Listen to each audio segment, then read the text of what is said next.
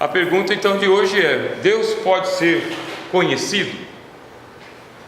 Ele criou, tá bem? Vamos acompanhar. Ele criou os seus atributos invisíveis antes de criar os anjos e o mundo, pois Deus está envolto por um abismo de incomunicabilidade que não lhe permite ser conhecido por ninguém, exceto por si mesmo e em trindade.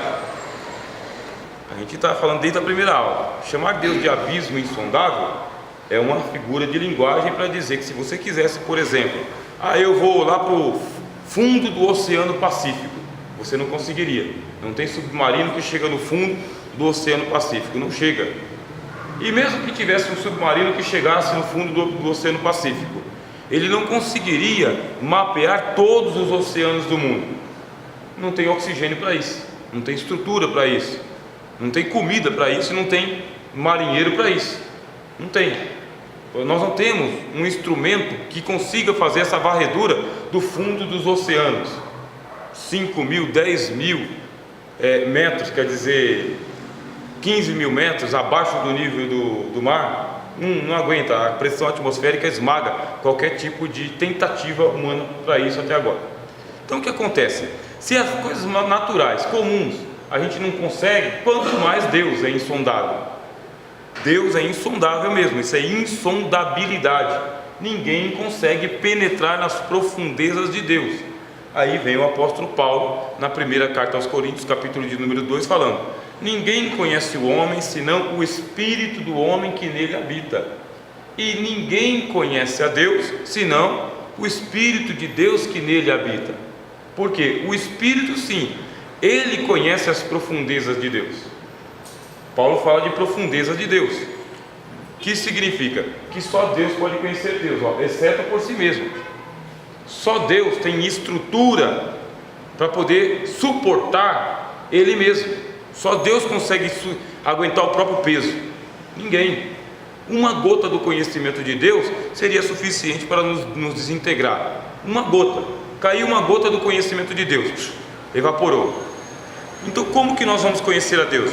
Vamos conhecer por uma linguagem humana, uma linguagem antropomórfica, Deus se rebaixando ao nível da linguagem dos homens, uma linguagem fraca, uma linguagem cheia de falhas. E por que Deus faz isso? Para poder se dar a conhecer lentamente, meus irmãos. Lentamente, um conhecimento assim, inicial, tá bem? Mas bem de longe mesmo. Porque Deus, ele tem que se conhecer por si mesmo em trindade. Quando a gente fala conhecimento em trindade, não é que nem os muçulmanos fazem, por exemplo, ou os judeus.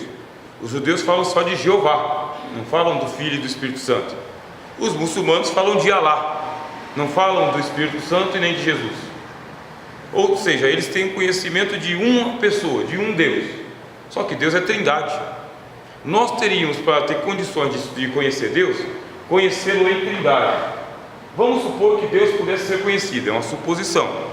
Deus pudesse ser conhecido em sua totalidade. Eu conheço Deus como sou conhecido. Olha que é muita coisa, hein? Eu conheço Deus assim como eu sou conhecido. Aí eu já perguntaria: você se conhece? Aí você fala: só um pouquinho. Se você se conhece só um pouquinho, o que você acha que você conhece de Deus? Paulo, escrevendo aos Coríntios, fala: em parte conhecemos, em parte profetizamos, agora vemos por espelho, enigma, de longe. É o que o apóstolo Paulo fala pelo Espírito Santo, hein? Ele reconhece pelo Espírito Santo que o nosso conhecimento é em parte. Mas vamos supor que a gente conhecesse Deus em totalidade. Nesse caso, deveríamos conhecer em trindade, ou seja, dar uma volta completa em torno do Pai, do Filho e do Espírito Santo, um por um. Primeiro conhecer o Pai na sua totalidade, depois conhecer o Filho na sua totalidade, e depois conhecer o Espírito Santo na sua totalidade.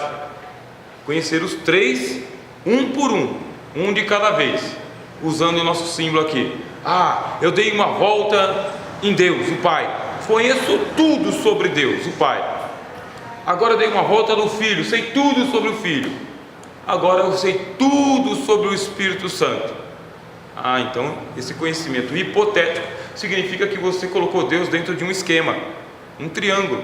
Deus está limitado.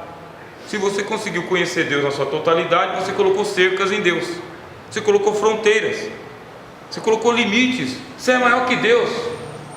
Você encontrei um ser humano maior do que o próprio Deus, porque nem Deus colocou cerca nele mesmo, nem Deus tem limite para ele mesmo. Só Deus, sendo Deus, para suportar quem ele é, porque o menor conhecimento dele seria suficiente para acabar com qualquer um de nós. E não é porque o conhecimento dele é destrutivo, é porque a gente não tem suporte. Dá uma dor de dente, a gente já quer arrancar a dor de dente. Aliás, arrancar o dente, né? Porque a gente acredita que arrancando o dente sai a dor. Uma dor de dente nos derruba. E Deus? Como assim? É com esse conhecimento que o senhor Sir William Hamilton ensinou que Deus não pode ser conhecido. Por quê? Porque ele é absoluto, e o absoluto não pode ter relação para com nenhuma outra coisa. Absoluto é aquilo que é na sua totalidade, isso é absoluto, é aquilo que toma conta de todo o espaço. Se ele toma conta de todo o espaço, como que ele vai se relacionar com alguém do lado dele?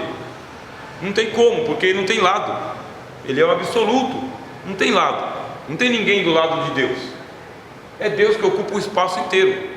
Se ele ocupa o espaço inteiro, como que você vai conhecer algo assim que escapa, que não tem lado? É isso que o Sr. Hamilton fala. Portanto, ele é incognoscível. Incognoscível significa sem possibilidade de ser conhecido. O conhecimento não supõe relação, e o absoluto não tem relação. Como assim relação? Para que eu possa conhecer a Bíblia, eu quero conhecer Deus através da Bíblia, eu tenho que me relacionar com a Bíblia. Pronto, vou me relacionar. Abro a Bíblia, começo da página número 1. Página número 1, índice. Demoro a vida inteira, mas eu vou me relacionando. Eu me relaciono com Gênesis, Êxodo, Levíticos, Números, Deuteronômio, livro de Josué, livro de Juízes, livro de Ruth, 1º e 2º Reis, 1º e 2º Samuel, 1º e 2º Reis, 1º e 2º Crônicas. Eu vou me relacionando com a Bíblia. Quando eu digo que eu estou me relacionando com a Bíblia, quem escreveu, por que escreveu, onde escreveu, com qual motivo escreveu, o que foi que escreveu, em que língua que ele escreveu, por que ele fala dos sírios, assírios, babilônicos. Demora muito tempo para dizer o seguinte: eu conheço esse livro de capa a capa, eu tenho que me relacionar com ele. Por isso que é difícil você aceitar o argumento número 1 dos ateus, Deus não existe, porque eles não se relacionaram com a fonte primária da revelação de Deus, que é a Bíblia. O ateu não se relacionou com a Bíblia, ele se relacionou com um livro humanamente organizado, mas a Bíblia, a palavra de Deus, ele não se relacionou. Ele já descartou logo de cara que a Bíblia seja a palavra de Deus. O ateu não quer correr o risco de crer em Deus. Ele não quer correr o risco, porque se ele realmente examinar as Escrituras, como aconteceu com o Sr. Charles Finney. Charles Finney, ele era um ateu convicto.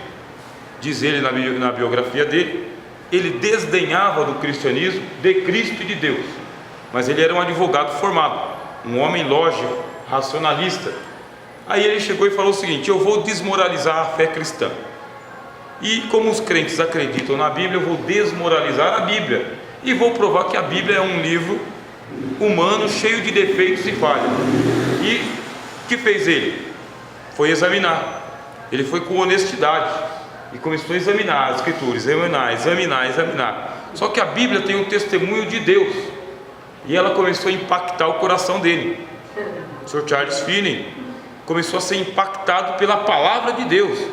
E é o desafio que eu faço para todo ateu: só venha me dizer que você é ateu depois que você foi no livro, com honestidade.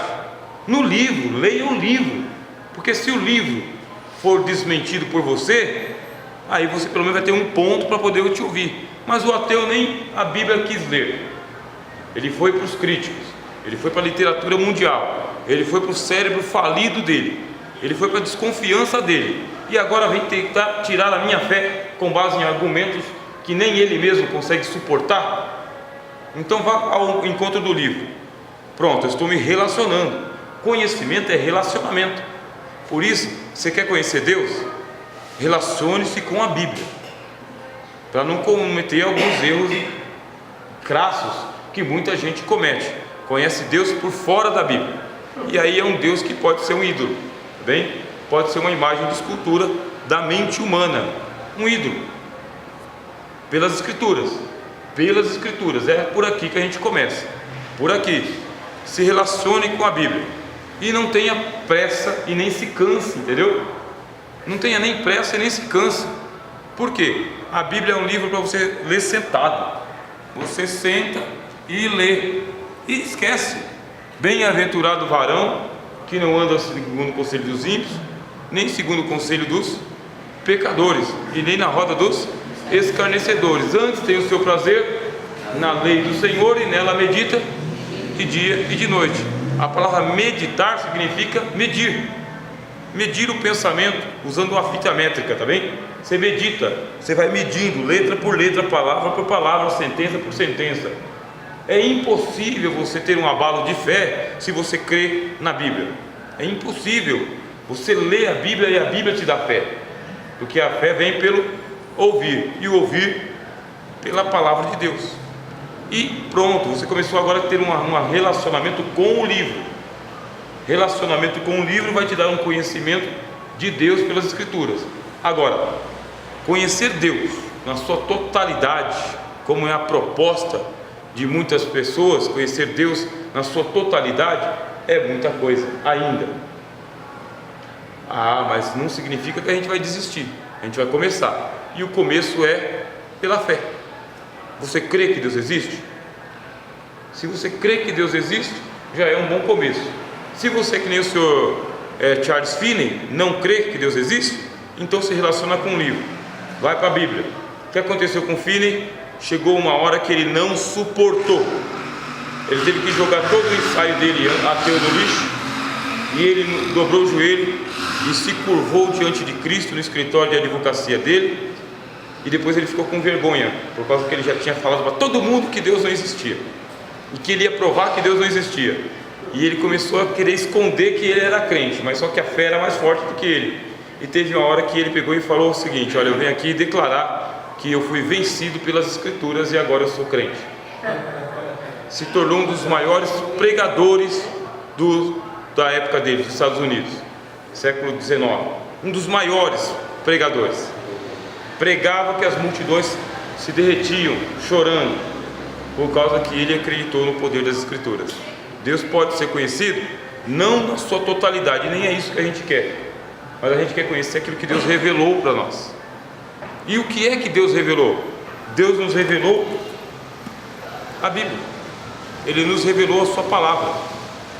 Se a gente começa então a se relacionar com a palavra, a gente vai começar a quebrar um monte de paradigma. Um monte de paradigma. Vamos aqui, vou fazer uma pausa, tá bem? E assim vocês fazem algumas perguntas que eu acredito que já está surgindo por aí.